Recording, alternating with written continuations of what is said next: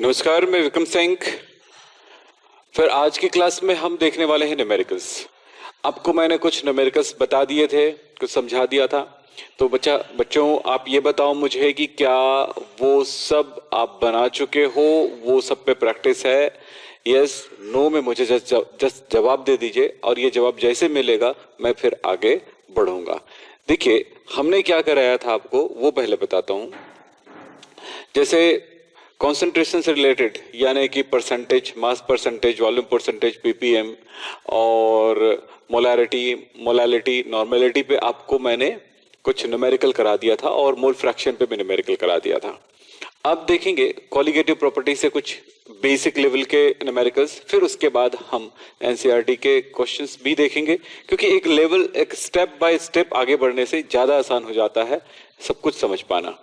और एक बात और कहूंगा कि जो बुक में, आपके जो बुक है उसमें क्या बोलते हैं, एनसीईआरटी के क्वेश्चन का सॉल्यूशन दिया होगा, उनको आप पूरी तरह से आपको स्टडी करना है। प्रॉब्लम आती है तब बात अलग है, पहले स्टडी करना है, क्योंकि हमने जितनी चीजें पढ़ाए हैं उसके बेस पर काफी चीजें आप खुद सॉल्व कर सकते हो। हमारा एक उद्देश्य रहता है कि जो भी क्वेश्चन आपके पास मिले उन क्वेश्चन का सॉल्यूशन आप निकाल सकें, हम उनकी कॉन्सेप्ट को आपको सिखा सकें। क्वेश्चन आंसर में हम अगर पढ़ाएंगे आपको, तो फिर आप क्वेश्चन का तो आंसर पता है आपको, कुछ जवाब भी पता है आपको, लेकिन आप में वो काम करने की, वो क्रिएटिविटी लाने की क्षमता कमजोर पड़ जाएगी। तो हम आपकी क्रिएटिविटी को कमजोर नहीं बनने देना चाहते हैं, इसीलिए हम पहले आपको कॉन्सेप्ट समझाते हैं। फिलहाल अब देखें, ये सब न्यूमेरिकल्स आप देख चुके हो, मैं उसको एक बार रिवाइज करा देता हूं कि आपने क्या क्या देखा है। जैसे कि लिखा हुआ है कि 5 ग्राम कास्टिक सोडा 500 ml विलियन में घुला हुआ है, तो उस विलियन की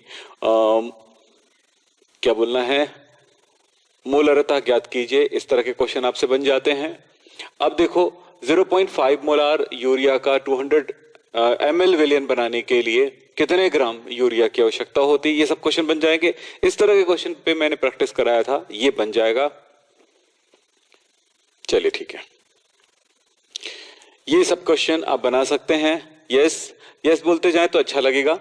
36 ग्राम ग्लूकोज को 500 ग्राम जल में विलय करने पर प्राप्त विलयन की मोललता यानी कि मोललिटी कैलकुलेट करना है। क्या ये बन जाएगा? बस यस बोलते जाओ ताकि हम अगले स्टेप पे जा सके हम। ठीक है, फिर हमने क्वेश्चन दिया था 15% H2SO4 की मोलरता और मोललता ज्ञात कीजिए। विलयन का घनत्व 1.2 ग्राम प्रति मिलीलीटर है। क्या बन जाएगा? यस बोलो। इस तरह के क्वेश्चन बन जाएगा ना? चलिए जल्दी बोलते जाइए, इस तरह के क्वेश्चन बन जाएंगे ना? हाँ जी, जिसका भी फर्स्ट क्लास है सबके लिए एक ही बात है ना? यस बोलो बेटा, बन जाएगा? हाँ जी ठीक है।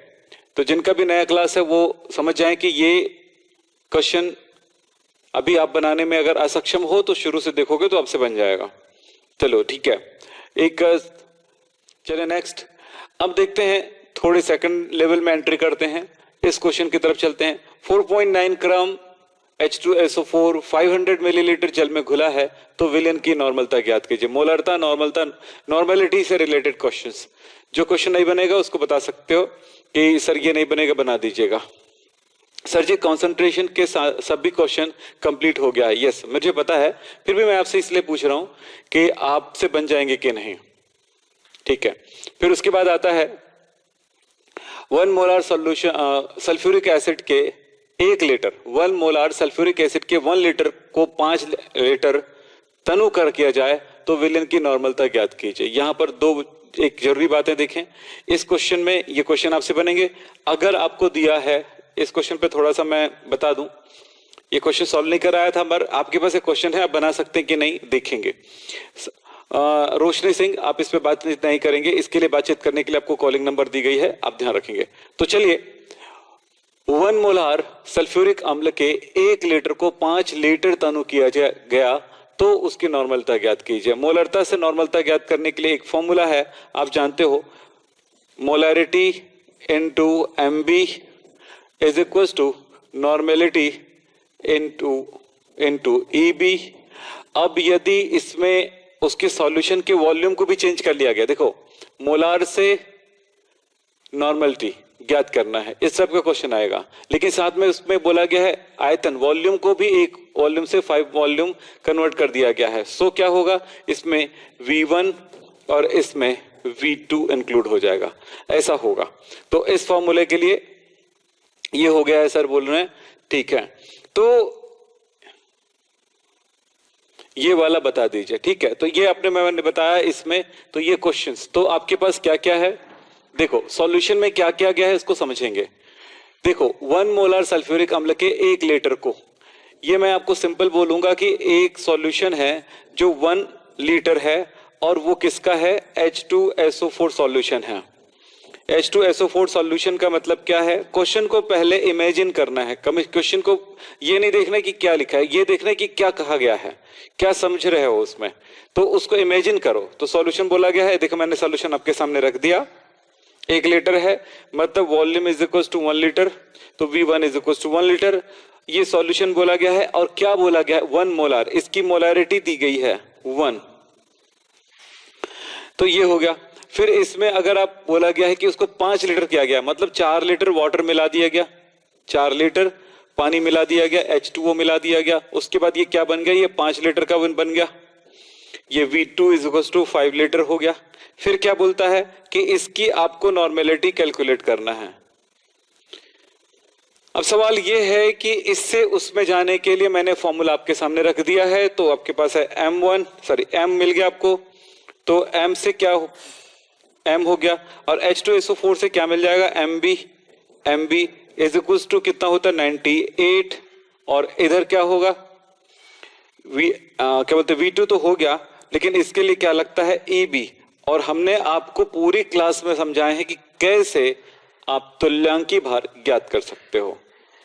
तो equivalent mass EB is equal to क्या होगा, बोलो 49, कैसे निकालना है मैंने समझा दिए हैं। सो इस फॉर्मूले में वैल्यू पुट कर दो, क्या मिलने वाला है, तो मैं यहां पर लिखूंगा M की वैल्यू हो जाएगी 1 इंटू MB की वैल्यू हो जाएगी 98 इंटू वॉल्यूम है 1 इज इक्वल टू EB। अच्छा, अब क्या है, N कैलकुलेट करना है, EB 49 इंटू ये 5। अब बताओ क्या होने वाला है, ये कट गया, ये 2 हो गया, तो 2/5, N is equal to 2/5, N is equal to 2/5, यानी कि वैल्यू हो गई 0.4। इस तरह से इसको सॉल्व किया जा सकता है। तो रोशनी सिंह, मुकेश पंडित, चलिए ठीक है बेटा। तो ये एक थोड़ा सा अलग क्वेश्चन रहा है, और चलते हैं। काफी क्वेश्चन पे हम लोग काम करने वाले हैं, अभी 1-2 दिन और लगेगा इस चैप्टर को, फिर उसके बाद हमारा चैप्टर नंबर 3 चालू हो जाएगा। मैं हड़बड़ा नहीं रहा हूं, क्योंकि हमारे पास बहुत टाइम है, अगर सही तरह से समझना है, सीखना है तो। और अगर हमको सिर्फ हवा में सीखना है तो फिर हम फटाफट कोर्स पूरा कर सकते हैं। और बहुत सारे बच्चे जो जानते हैं कि पूरे अच्छे से पढ़ना चाहते हैं, गहराई में पढ़ना चाहते हैं, सो आपको मेहनत करना पड़ेगा हमारे साथ। चलिए नेक्स्ट, ये लिखा हुआ है, इसमें क्या करते हैं कि 5 ग्राम यूरिया को 95 ग्राम जल में घोलकर विलयन बनाया गया, विलयन का प्रतिशत द्रव्यमान है, ये तो बन जाएगा प्रतिशत। कॉन्सेंट्रेशन वाले सारे क्वेश्चन आपसे बन जाएंगे, ये सारे हो चुके हैं आपके। एथिलीन ग्लाइकॉल के मोल अंश की गणना कीजिए, ये के है ना, थोड़ा ध्यान रखना, के मोल अंश की गणना करना है। यदि मोल अंश यानी मोल फ्रैक्शन, यदि विलयन में C6H6O2, यानी एथिलीन ग्लाइकॉल का फॉर्मूला होता है CH2OH, ये होता है 200% 20% द्रव्यमान उपस्थित हो, तो इसमें क्या ज्ञात करना है, मोल फ्रैक्शन। तो मोल फ्रैक्शन के साफ जवाब है बेटा, देखो क्या दिया है, मोल फ्रैक्शन क्या है, XB आपको कैलकुलेट करना है, और WB आपको दिया गया है 20, और WA plus WB is equal to आपको कितना 100 ग्राम में 20 ग्राम, यानी कि यही हुआ, यानी कि A और B दोनों मिला करके 100 हुआ। अब पूछ रहा है कि मोल फ्रैक्शन, तो मोल फ्रैक्शन के लिए क्या, इनके लिए मोल फ्रैक्शन के लिए क्या जरूरत पड़ती है, आपको पता होगा, XB is equal to NB by NA plus NB। अब यहां पर A क्या चीज है, जो वाटर है, और B क्या चीज है, और सॉरी ये वाटर के लिए हो गया, और B क्या चीज है, B तो ये हो गया एथिलीन ग्लाइकॉल, B हो गया C2H6O2, ये हो गया। तो MB यहां से आप बना लोगे, MA यहां से निकाल लोगे अणुभार। ओके, सबको आता है ये सब, यहां पर कोई टाइम नहीं बर्बाद करेंगे, हम आपको बता बस दे रहे हैं कि क्या करना है। तो NB निकाल लो, फिर NB निकालने के लिए क्या करते हैं बताओ, N = W/M, इस फॉर्मूले पे। ये सब आपको हल्का रिवीजन मैं आपको दे रहा हूं ताकि हम थोड़ा आगे और चल सकें। जो नया है उस पे हम काम करेंगे आज, फिर उसके बाद आगे, ठीक है। चलिए हम चलते हैं थोड़ी सी आगे, थोड़ी एंट्री लेवल के ही क्वेश्चंस हैं, लेकिन थोड़ा सा एक स्टेप लेके चलेंगे और इन क्वेश्चन को सॉल्व करके देखते हैं कि इनको हम बना सकते हैं कि नहीं, ठीक है। तो सबके सब आप कोशिश करिएगा। यहां पर आते हैं, क्या क्वेश्चन है देखो, तो यहां पर लिखा है कि ये भी क्वेश्चन आपसे बन जाएगा, बिल्कुल आसान है। ये क्वेश्चन मैंने आपको पहले वाले स्टेप में बता दिए हैं, समझा दिए हैं। ये मैं आपको कहूंगा कि ये तो हो चुका है। वहां पे आप देख सकते हैं, सबसे पहले किसमें न्यूमेरिकल वाला जो क्लास हुआ था इसी चैप्टर में, उसमें हुआ है, तो आप उसमें से जाके देख लो, ठीक है। नहीं बनेगा सूरज विश्वकर्मा, कैसे नहीं बनेगा? आप अगर लाइन से देख रहे हो तो बिल्कुल बनेगा, और अगर नहीं देख रहे हो लाइन से क्लास और प्रैक्टिस नहीं कर रहे हो तो नहीं बनेगा, ये बस ध्यान रखिएगा। तो चलिए, और हम कोशिश करेंगे कि जो नहीं बना है, कौन सा क्वेश्चन है आपसे पूछ लेंगे, तो आप बता देंगे सर ये बन गया, ये नहीं बन गया, तो हो जाएगा काम, ठीक है। चलिए, ये 45% सल्फ्यूरिक अम्ल का घनत्व दिया गया है, और ये क्वेश्चन हम बना चुके हैं। तो सर क्या बोला गया है, विलयन का आयतन, ये भी क्वेश्चन आपका हो चुका है। उस विलयन का क्वथनांक ज्ञात कीजिए। हाँ, यहां से हम स्टार्ट करते हैं। अब ये क्वेश्चन कॉलिगेटिव प्रॉपर्टी से होकर के आ रहा है। कॉलिगेटिव प्रॉपर्टीज, कॉलिगेटिव प्रॉपर्टीज से होकर आ रहा है। कॉलिगेटिव प्रॉपर्टीज आप जानते हो 4 होते हैं, और चारों प्रकारों में से होकर के कुछ क्वेश्चंस होकर के आएगा। उस क्वेश्चन को आप यहां पे सॉल्व करेंगे। चलो अब मेरे साथ आ जाओ, लाइन अप हो जाते हैं। आज की क्लास स्टार्ट यहीं से है। चलिए शुरू, क्योंकि थोड़ा रिवीजन करना जरूरी था, इसलिए मैंने रिवीजन कराया। चलो स्टार्ट कर लेते हैं। चलिए, उस विलयन का क्वथनांक ज्ञात कीजिए जिसमें 0.360 ग्राम ग्लूकोज 100 ग्राम जल में घुला है। चलिए मेरे साथ आप अपनी कॉपी पेन लेकर के बैठे होंगे, और अब आपका नोट्स, बेहतर नोट्स वही है जो आप अपने हाथों से लिखने वाले हैं, लिख रहे हैं। जो हम अपने तरफ से प्रोवाइड करते हैं वो बेहतर है हमारे लिए, आपके लाइफ के लिए भी, लेकिन वो आपके दिमाग के लिए उतनी चीजें इंफॉर्मेशन देती है, पर वो भूल जाता है अक्सर, क्योंकि उसको कितना भी रट लो, लेकिन जब तक आप हाथ से नहीं लिखोगे याद नहीं होगा। आप बेहतर नोट्स अभी बना रहे हो।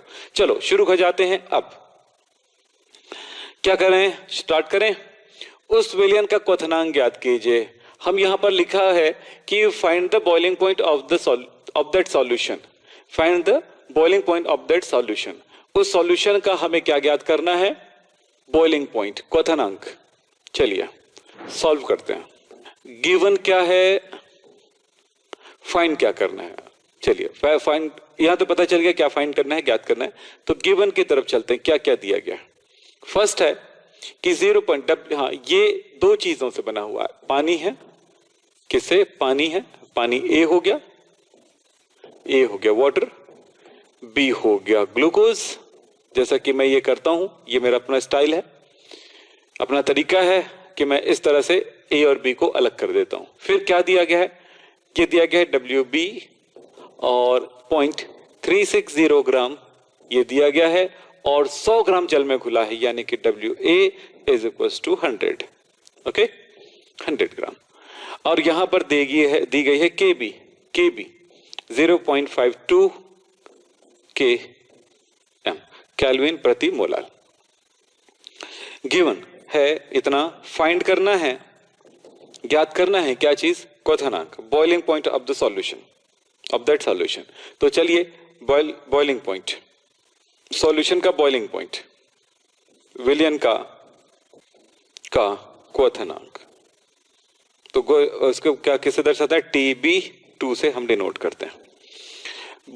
अब हमारे पास जरूरत किस चीज की, फॉर्मूले की जरूरत है।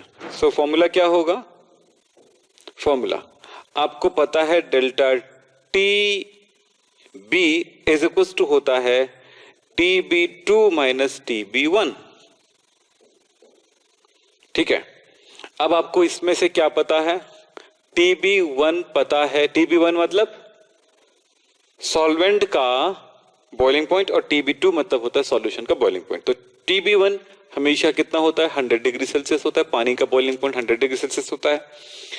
TB2 हमें कैलकुलेट करना है जैसा कि यहां पे बोला गया है, और डेल्टा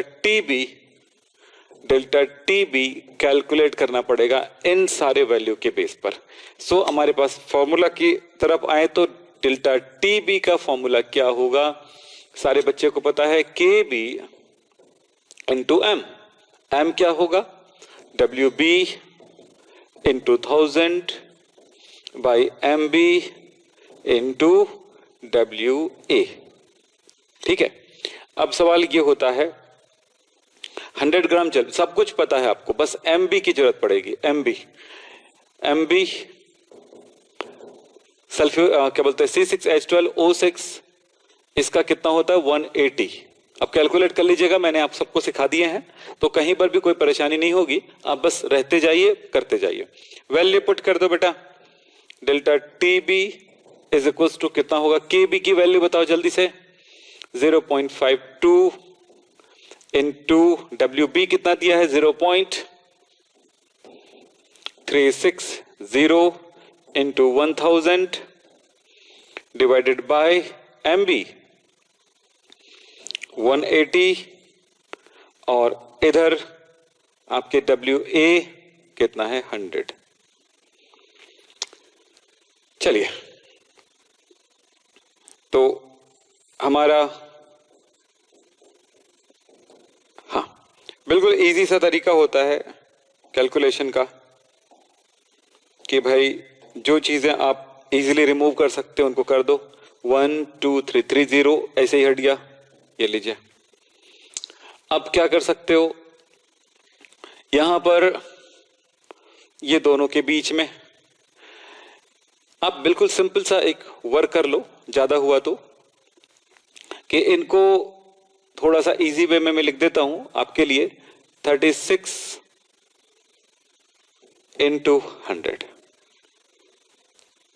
डिवाइडेड बाय 100। ठीक है, 36 डिवाइडेड बाय 100 लिख देता हूं। इससे क्या हो जाएगा? वो 36 हो गया, 2 पॉइंट आगे लेकर के। तो ये दोनों कितना हुआ? 36 बाय 100 मतलब वही हुआ 0.36। अब 18 1 जा 18 2 जा। ठीक है, अब इनको मल्टीप्लाई कर देता हूं इनके साथ, तो ये कितना हो जाएगा? देखो तो ये हो जाएगा 4 और 5 इंटू 2 10। देखो 2 2 जा 4, 2 5 जा 10, तो ये हो गया 10। अब इसमें क्या मिल गया? Divided by 100, divided by 100।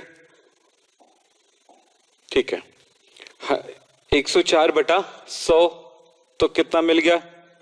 ये हो गया आपका, भाग दे रहे हो तो 100 पे बोलो कितना था? अरे ये पॉइंट लग जाएगा बेटा ना, पॉइंट ये इतना आएगा, पॉइंट में 1040 इसमें, तो कितना मिल जाएगा? 0.0104। चलिए, हो गया, ये हो गया सबका, ये वैल्यू आपको मिल गई। तो इस वैल्यू को इस तरफ लेके चलो तो क्या मिलने वाला है? बोलो, हम इस फॉर्मूले को थोड़ा सा इस रूप में लिख सकते हैं। TB2 इज इक्वल टू क्या होगा बेटा? बोलो, डेल्टा TB प्लस TB1। तो हो जाएगा TB1 हमको कैलकुलेट करना है, सीधी सी बात है। TB1 कैलकुलेट करना है, सो कितना हो जाएगा? सॉरी, TB2 कैलकुलेट करना है बेटा। TB2 सॉल्यूशन का बॉइलिंग पॉइंट। अब देखो इसका वैल्यू कितना है? 0.0104 प्लस 100 इज इक्वल टू 100.0104, और ये है डिग्री सेल्सियस में। केल्विन में करेंगे तो क्या होगा? यदि आप केल्विन में करते हो तो कितना होगा? TB2 is equal to 0.0104 plus 100। 100 degree Celsius Kelvin में कितना होता है? 273, तो ये हो जाएगा 373, तो कितना हो जाएगा 373.0104 डिग्री सेल्सियस। ठीक है, तो इस तरह सिर्फ प्लस होगा ना, आपको यहां पर घबराने या हड़बड़ाने की जरूरत नहीं है। तो ये 2 डिग्री सेल्सियस नहीं बेटा, केल्विन, ये हो जाएगा केल्विन। इस तरह से ये दोनों में से जो तरीका आपको अच्छा लगे वो आंसर आपका राइट है। ये आंसर है और ये राइट है आपके लिए। तो चलिए, ये शुरुआत कर दिया, आपको सिखाने का काम कर दिया है। अच्छा, कलर पता नहीं चल रहा है, चलिए ये तो है ना बाय 100, ये लो, चलें जल्दी करें। ये क्वेश्चन है, इस क्वेश्चन को देखें क्या कह रहा है। 30 मिलीलीटर बेंजीन में एक अवाष्पशील विलेय 0.025 ग्राम खुला है। 30 मिलीलीटर बेंजीन में एक अवाष्पशील विलेय घुला है, 0.25 ग्राम घुला है। यहां पर बात समझ के चलेंगे, फिर आगे हम लोग अपने दिमाग में बिठाते जाना, इमेजिन करते हैं हम लोग कि क्या है क्या नहीं है, इमेजिन करते हैं हम लोग।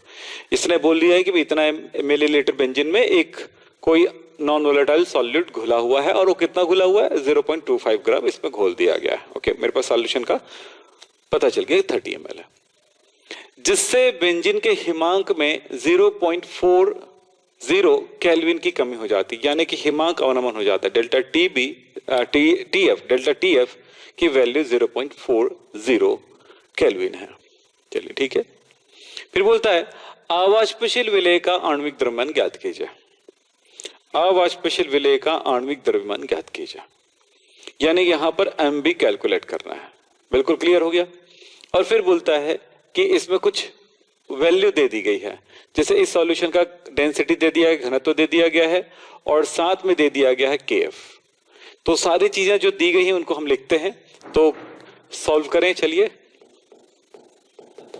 गिवन क्या है, ए बेंजीन है C6H6,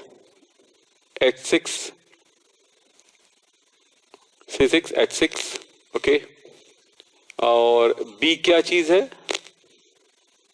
एक अवाष्पशील विलेय, इसके बारे में कोई जानकारी नहीं है। ठीक है, ये लीजिए क्वेश्चन मार्क। WA दिया गया है 30 ग्राम और WB दिया गया है 0.25 ग्राम। हिमांक में कमी आ जाती है, डेल्टा TF दिया गया है 0.40 केल्विन। यहां पर केल्विन डिफरेंस और डिग्री सेल्सियस डिफरेंस दोनों सेम होता है ना, डेल्टा T और डेल्टा स्मॉल t, ये केल्विन के लिए है और ये वाला किसके लिए है, डिग्री सेल्सियस के लिए। ये हमेशा इक्वल रहता है, इसलिए आपको यहां पर कोई घबराने की जरूरत नहीं है कि ये डेल्टा वाले में कन्वर्ट करने की जरूरत नहीं पड़ती है। जरूरत पड़ती है कि भाई T, देखो डेल्टा T की वैल्यू और डेल्टा T की वैल्यू ये दोनों ही बराबर होता है, इसमें कोई अंतर नहीं आएगा। लेकिन T और T दोनों बराबर नहीं होता है। ठीक है, दूसरी बात क्या डिफरेंस है वो देखो, जहां पर 0 डिग्री सेल्सियस बोल रहे हो वहां पर 273 केल्विन बोल रहे हो, यानी डेल्टा T की वैल्यू, T की वैल्यू, कैपिटल T की वैल्यू ये है, तो स्मॉल t की वैल्यू यहां पर ये है। तो मतलब ये है कि T से हमेशा वैल्यू ये बड़ा होता है, और कितने का बड़ा होता है, 273, ये हमेशा ध्यान रखेंगे। चले, वो अलग बात है। चलिए, हमने यहां पर बोला कि इससे कोई फर्क नहीं पड़ेगा कि डिग्री सेल्सियस में है कि, क्योंकि डेल्टा TF है अंतर जो है। अब चलते हैं अवाष्पशील, आपको क्या करना है और क्या दिया, देखो घनत्व, डेंसिटी दिया है B का, डेंसिटी घनत्व दिया है A का, यहां पर बेंजीन का A का घनत्व दिया गया है DA, A का घनत्व दिया है कितना, 0.8 ग्राम पर ml। ठीक है, KFB दे दिया गया है, कितना दिया गया है, 5.12। ठीक है, अब इतनी चीजें तो पता चल गया। अब क्या करेंगे, अब हमको पता लगाना है MB, कैलकुलेट करना है, फाइंड करना है MB। चलिए, ये क्वेश्चन है, सॉल्यूशन की तरफ चलते हैं। सब कुछ डेल्टा टी एफ और एम बी के बीच है और इनके बीच का संबंध वाला फॉर्मूला आपके पास है। वो फॉर्मूला क्या है?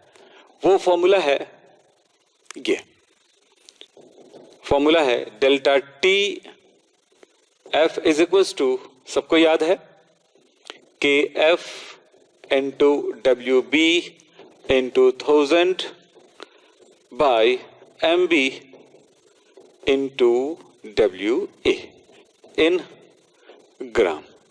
बेटा देखो क्या क्या है, हमको ये कैलकुलेट करना है। ओके, ये दिया है, यस दिया है, ये दिया है, ये भी दिया है, ये भी दिया है, 1000 तो हो गया। डब्ल्यू ए नहीं दिया है यार, इसमें डब्ल्यू ए कहीं पर क्या लिखे?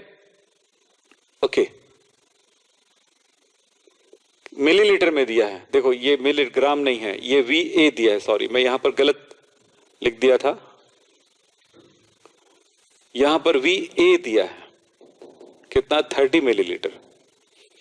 आयतन दिया गया, वॉल्यूम दिया गया, डब्ल्यू ए नहीं दिया है, वी ए दिया है वॉल्यूम। कुछ बच्चों ने बना के दिखा भी दिए हैं, बहुत अच्छी बात है। तो ये दिया गया है और इस क्वेश्चन को मैंने यूट्यूब पे भी मैं दिखाया था अभी, और ये इसलिए कुछ चीजें वहां पर रहता है। अभी तुमको इससे बहुत गहराई में जाना है जो कि यूट्यूब पे पॉसिबल नहीं है, ठीक है? तो वही बात बता रहा हूं। अभी ये शुरुआत कर लें जो बच्चे हमारी इसी क्लास में है इंक्लूड। चलिए, तो हमें क्या करना है यहां पे कि वी ए दिया गया है, उसको डब्ल्यू ए में कन्वर्ट करेंगे। सो एक फॉर्मूला आपको पता है, density is equals to W by V, और ये अगर डब्ल्यू ए हुआ, क्योंकि तो ये डी ए हो जाएगा, ये ए हो जाएगा, ये ए हो जाएगा, तो हमको क्या करना पड़ेगा? W A is equals to, बोलो, D A into V A, और हमारे पास है डी ए कितना है? ये घनत्व 0.8 और ये दिया है 30 वी ए। सो हमारे पास कितना हो गया? बोलो, ये कितना? 2.4, 24 और ये हो गया 24 में, ठीक है, 0.24। अरे यार 24 यार, सॉरी मैं क्या लिख रहा हूं यार, कितना हो गया? 24, 24। तो यहां पर ये जो मिल रहा है आपको, ये वैल्यू मिलती है, इस वैल्यू को यहां पे रखते हैं। तो चलो रखो, वैल्यू पुट कर दो। टी एफ, बोलो, के एफ 5.12, डब्ल्यू बी कितना देखें, कहां है डब्ल्यू बी? हाँ, 0.25 into 1000 divided by M B. हमें यही तो कैलकुलेट करना है। डेल्टा टी एफ तो दिया गया है, डेल्टा टी एफ कितना दिया गया देखो तो 0.40, हमको एम बी कैलकुलेट करना है, इंटू डब्ल्यू ए 24। तो चलिए कितना आया? M B is equal to, calculate कर लीजिए, 12, चलो जल्दी से करो बेटा, आप सब कैलकुलेट करो, 1000 डिवाइडेड बाई 0.40 इंटू 24। चलो कैलकुलेट करके बताओ। कुछ बच्चों ने कैलकुलेट भी कर दिए हैं, ठीक है, जल्दी करिए। कितना वैल्यू आया? ये वैल्यू आ रहा है M B is equal to 133.33 क्या? एटॉमिक मास यूनिट, ये होता है इसका आंसर, या मोल पर ग्राम, ऐसे भी लिख सकते हैं। चलो ठीक है, चलो ठीक है। तो अब चलते हैं नेक्स्ट क्वेश्चन की तरफ चलेंगे जल्दी से। चलिए, इस क्वेश्चन पे ध्यान दें, लिखा हुआ है 6% यूरिया विलयन का 0 डिग्री सेल्सियस पर परासरण दाब ज्ञात कीजिए। चलो बताओ क्या होगा? इस क्वेश्चन को सॉल्व करेंगे। ये ऐसे क्वेश्चन मैं आपको बता रहा हूं यहां पे, जिन प्रश्नों को अगर आप बना लेते हो तो दूसरे क्वेश्चन को बनाते समय आपको किसी तरह की कोई कंफ्यूजन नहीं आएंगे, क्योंकि यहां से बात समझ में आ गई तो सब कुछ समझ में आएगा। इसलिए ऐसे क्वेश्चन बताया जा रहा है। फिर आपको जो भी क्वेश्चन सॉल्व करवाऊंगा, जो तकलीफ भी देगा वो भी आपसे बनेगा। सो तकलीफ तो देने वाला क्वेश्चन होना भी चाहिए, ठीक है, तभी तो समझ में आया कि हमने सीखा है। चलो देखें यहां पे क्या क्या दिख रहा है। देखें गिवन क्या चीज है, देखें सॉल्व कर रहे हैं। गिवन क्या चीज है, 6% यूरिया सॉल्यूशन। बिल्कुल साफ साफ जवाब है कि भाई ए तो वाटर हो गया। ये अपने लिए बहुत जरूरी होता है कि समझ लें, यूरिया यूरिया यानी कि NH2CONH2, और परासरण दाब में मोलारिटी यूज होता है, सी यूज होता है, सो MB की जरूरत तो पड़ेगी। तो MB इज इक्वल टू 60। ये यहां से हमको अणुभार से निकल गया। चलिए ठीक है। फिर बोला गया है WB भी दिया है इसमें 6% यूरिया, मतलब ये 6 ग्राम। WA प्लस WB कितना हो गया, 100 ग्राम। चलिए और कहां पे जा रहे हैं, टेम्परेचर दिया गया है। तो टेम्परेचर 0 डिग्री सेल्सियस प्लस 273, क्योंकि कैपिटल T है तो ये हो जाएगा 273 केल्विन। इसको प्लस करना पड़ता है। क्या कैलकुलेट करना है, फाइंड करना है आपको, वो है परासरण दाब, पाई कैलकुलेट करना है। अब पाई के लिए फॉर्मूला क्या है, फॉर्मूला क्या है पाई के लिए, pi is equal to CRT, यानी pi is equal to C के लिए फॉर्मूला क्या होता है, C यानी मोलरिटी। मोलरिटी के लिए फॉर्मूला क्या होता है, WB into 1000 by MB into V, और R इंटू T। R आया, और R की वैल्यू आप सबको याद रहना चाहिए, लीटर एटमॉस्फेरिक में R 0.0821 लीटर एटमॉस्फेरिक, ये इसकी यूनिट है। ये आपको याद रहना चाहिए। हो सकता है क्वेश्चन में यहां पर ब्रैकेट में लिखा हुआ दे, या हो सकता है ना दे। ना दे तो आपको याद रहना चाहिए, और दिया है तो कोई टेंशन ही नहीं है। चलो आगे,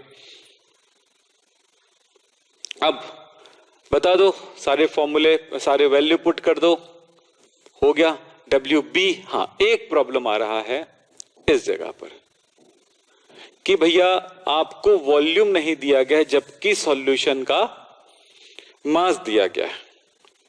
जब डेंसिटी ना दिया हो, मास दिया है और मास दिया है यानी द्रव्यमान दिया है और वॉल्यूम की जरूरत है, और डेंसिटी ना दिया हो तो मास और वॉल्यूम को बराबर मानेंगे, क्योंकि पानी जो होता है, पानी का जो मास होता है 25 डिग्री सेल्सियस तापमान पर, मतलब द्रव्यमान और आयतन, मास एंड वॉल्यूम दोनों इक्वल होता है 25 डिग्री सेल्सियस पर। शुद्ध पानी का घनत्व हमेशा 1 होता है, तो 1 के हिसाब से आपको घनत्व 1 के हिसाब से काम करना पड़ेगा। तो यहां पर घनत्व 1 है, तो घनत्व 1 है यानी कि डेंसिटी 1 है, तो W बाई क्या बोले V, और ये 1 है तो क्या हुआ, ये 1 है तो क्या हुआ, W is equal to V। तो जो मास है वही उसका वॉल्यूम होगा। सो जो यहां पर मास है 100 ml, तो यहां पर इसको हम क्या मान सकते हैं, V मान सकते हैं। ये इसकी बात है। चलिए अब वैल्यू कुछ नहीं करना है, वैल्यू पुट करना है, बात खत्म करना है। चलो, एक बच्चे ने वैल्यू भी बता दी है, इसका वैल्यू कितना आ रहा है, तो pi is equal to WB कितना बोला था, 6 gram. 6 gram 1000.0821 into 273 divided by MB, MB 60 into V100, V100। यहां तक तो सब कुछ क्लियर पता चल रहा है कि क्या करना है। ये 000 तो हट गया यहां से, 6 1 जा, पाई इज इक्वल टू हमको क्या मिल गया, देखो तो 0.0821 इंटू 273। कैलकुलेट कर दीजिए जल्दी से। बताया है गगन ने 22.4 भी लिख सकते हो। क्या चीज है, एटमॉस्फेरिक, ATM। ठीक है, ये हो गया ये क्वेश्चन। तो हमने कॉलिगेटिव प्रॉपर्टी से रिलेटेड जो क्वेश्चंस होते हैं उनको किस तरह सॉल्व करना है आपको सबको समझ में आ रहा होगा। इसी तरह से हम आगे करते जाते हैं। चलिए, और ठीक है, किसी ताप पर इथाइल अल्कोहल और मिथाइल अल्कोहल के वाष्प दाब क्रमशः 44.5 और 88.7 मिलीलीटर है। उसी ताप पर 60 ग्राम इथाइल अल्कोहल और 40 ग्राम मिथाइल अल्कोहल मिलाने पर आदर्श विलयन बनता है। विलयन में इथाइल अल्कोहल और मिथाइल अल्कोहल के मोल प्रभाज तथा वाष्प दाब की गणना कीजिए। चलिए, क्वेश्चन को आप एक बार खुद देखो, समझो और फिर बताओ कि इसको बना पाओगे और क्या परेशानी होगी वो भी बताता हूं आपको। कितने बच्चों को क्वेश्चन समझ में आया वो बताइए। क्वेश्चन को समझना बस है, कुछ नहीं। ये बहुत बड़ा सा दिखता है पर है बहुत इजी सा। चलें चेक करते हैं। इसमें 2 स्टेप्स जरूरी है। एक तो आपको क्या दिया गया है उसको ठीक से समझ लें। पहले प्रश्न समझें। किसी ताप पर इथाइल अल्कोहल और मिथाइल अल्कोहल के वाष्प दाब इतना इतना दिया है। इसमें आप समझो हम इनको सॉल्व कर रहे हैं। गिवन क्या है? गिवन है A एंड B। ये दोनों को हमने यहां से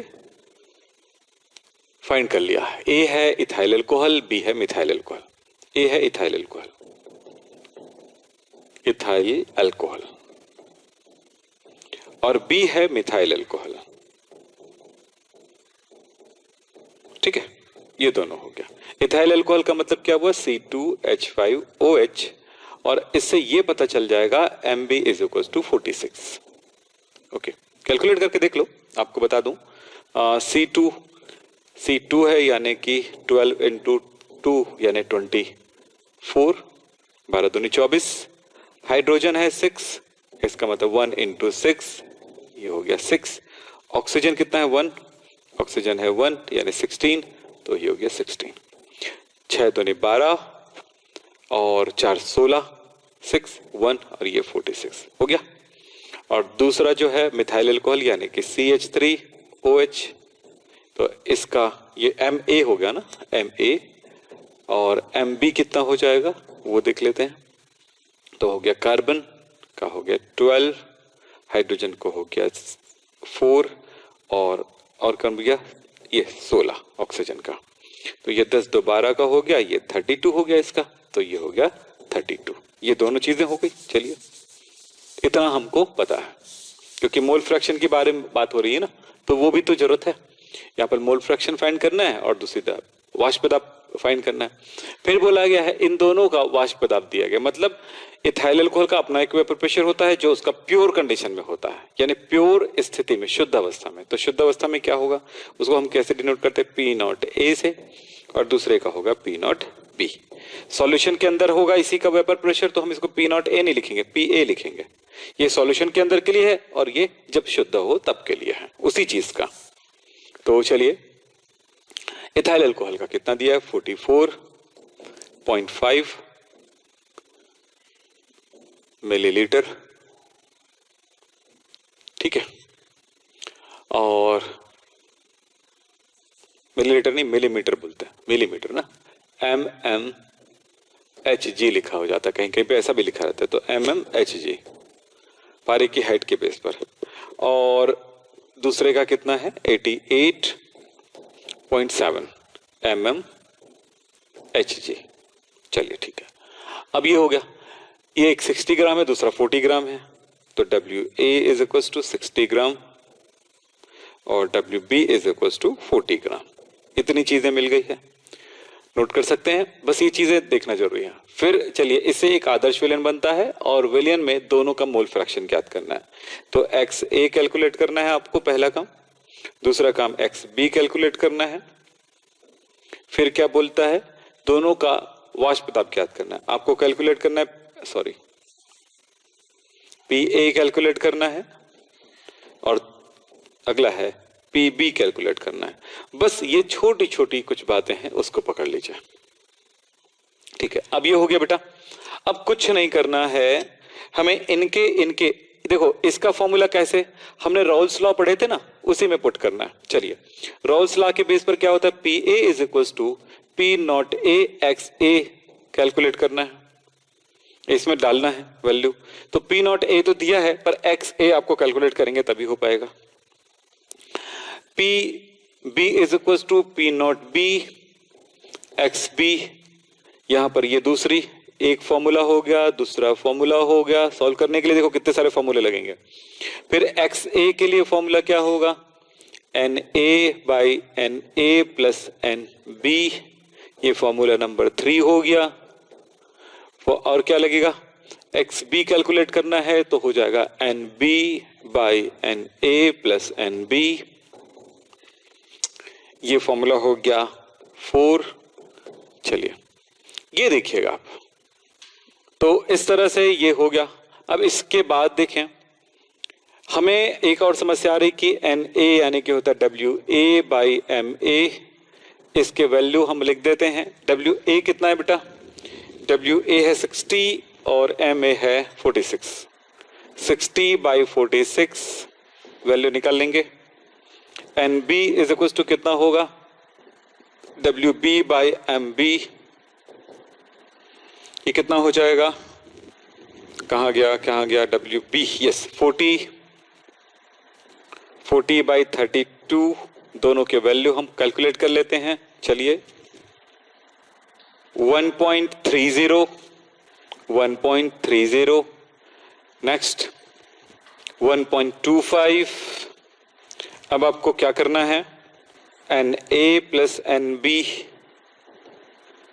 क्या है, 1.30 प्लस 1.25 कितना हो जाएगा,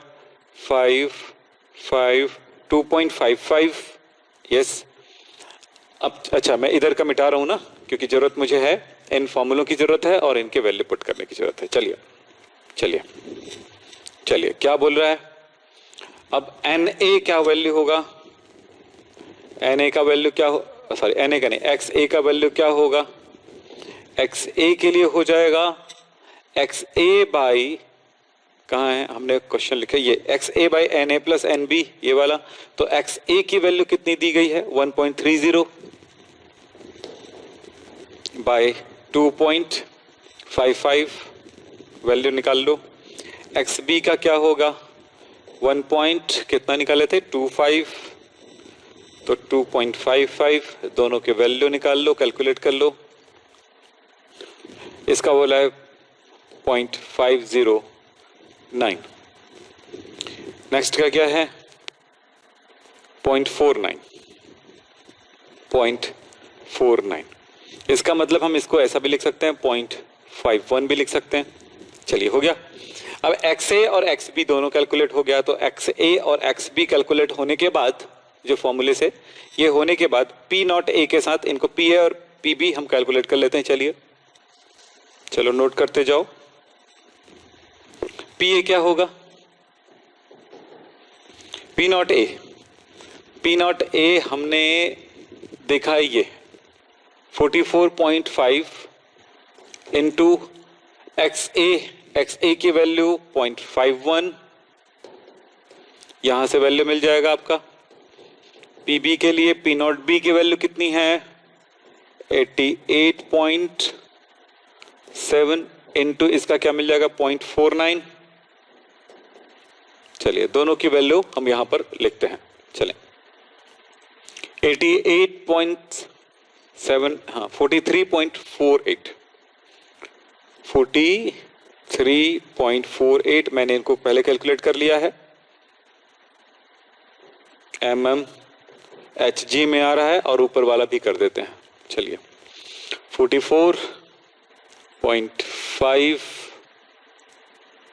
इंटू 0.51, 22.69 mm HG। तो XA XB कैलकुलेशन है और उसके बाद PA PB का कैलकुलेशन है। इस तरह से काफी चीजें एक साथ कैलकुलेट करने के लिए बोला गया, यानी कि यहां पर आपको काफी चीजें सीखने का मौका मिल रहा है। चलिए ये हो गया। और साथ में एक चीज और बताने वाला हूं, ध्यान रखिएगा। 43.46 आ रहा है, 43.46, यस 43.46 है, ये 6 है ना। चलो ठीक है। एक और चीज बता देता हूं साथ में, विलयन का कुल वाष्प दाब यानी P। तो P का मतलब होता है PA प्लस PB। चलो दोनों को प्लस कर देते हैं। अब यहां पर लिखा गया है कि विलयन का कुल वाष्प दाब ज्ञात कीजिए। तब कैसे करेंगे? कुल वाष्प दाब, तब की कंडीशन में हम सब कुछ करना पड़ेगा, हमें ज्ञात करना है। तो इसके लिए होगा क्या चीज, PA की वैल्यू कितने हैं 22.69 प्लस ये क्या 43.46 कितना हो जाएगा 9 प्लस 6 यानी 15 का 5 और 6 प्लस 5 11 हो गया, पॉइंट बचता है 1, 3 प्लस 2 यानी 3 6 हो गया और ये हो गया 4 ये 6, 66.15 mm Hg। तो ये ऐसे क्वेश्चंस को आप अगर करते हो तो बहुत सारे क्वेश्चन को सॉल्व करने की आप में क्षमता डेवलप हो जाती है। सो ये देखें, ये सभी तरह के क्वेश्चन इन सारी बातों को समझने से रिलेट करता है। Relative lowering of vapour pressure से भी क्या PA कैलकुलेट कर सकते हैं? क्यों नहीं भाई, उसी से तो करते हैं। पर इस क्वेश्चन में हम उस तरह की चीजों से अब करना चाहें तो आपको दो चीजें का पता होना चाहिए ना। जैसे देखो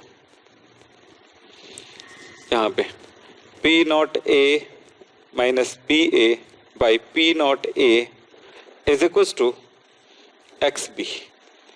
अब यहां पर जो चीजें हैं XP का मतलब क्या हो जाता है बेटा आपका WB by MB into WA MA।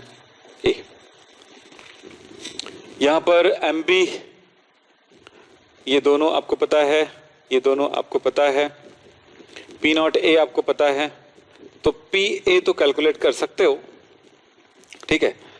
फिलहाल मेरे हिसाब से ये जो टेक्निक है मैंने जो बताया वो सही है, पर ये एक बार ट्राई करिएगा बना के कि क्या वैल्यू वही आता है जो हमने यहां पर कैलकुलेट किया था।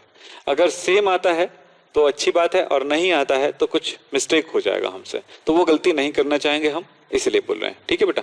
चलो आपका क्वेश्चन सही है, एक बार ट्राई करिएगा, ट्राई करने में कुछ नहीं जाता है और ऐसा करना चाहिए एक स्टूडेंट को। मैंने कल कहा था कि एक स्टूडेंट को एक साइंटिस्ट होना चाहिए, खोजबीन करने की आप में मन होना चाहिए।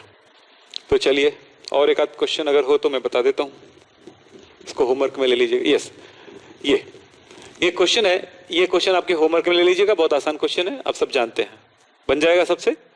फिर उसके बाद हम लोग कॉलिगेटिव प्रॉपर्टी से रिलेटेड और भी क्वेश्चन करेंगे। तो हमने क्या क्या देखा कॉलिगेटिव प्रॉपर्टी से रिलेटेड,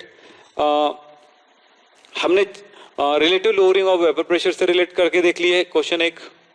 दूसरा हमने देख लिया यानी वेपर प्रेशर वाला हो गया एक, दूसरा हो गया क्वथनांकोनयन यानी बॉइलिंग पॉइंट वाला हो गया, तीसरा हमने देख लिए कि हिमांकोनमन यानी कि फ्रीजिंग पॉइंट वाला भी हो गया, और थर्ड हमने देखा, फोर्थ हमने देखा ऑस्मोटिक प्रेशर। तो इनसे रिलेटेड सारे को लगभग क्वेश्चन हमसे हो गया है। अब देखेंगे कि और भी कैसे क्वेश्चन है जिनको हमको सॉल्व करने में तकलीफ हो सकती है, उन प्रश्नों को हम सॉल्व करने की पूरी कोशिश करेंगे और आपको नेक्स्ट क्लास में ये सब बताएंगे। ये सबसे बन जाएगा मुझे जहां तक याद है। कल आगे भी चलेंगे इसी चैप्टर में से और क्वेश्चन सॉल्यूशन करेंगे, क्वेश्चन प्रॉब्लम सॉल्व करेंगे। Okay, thank you.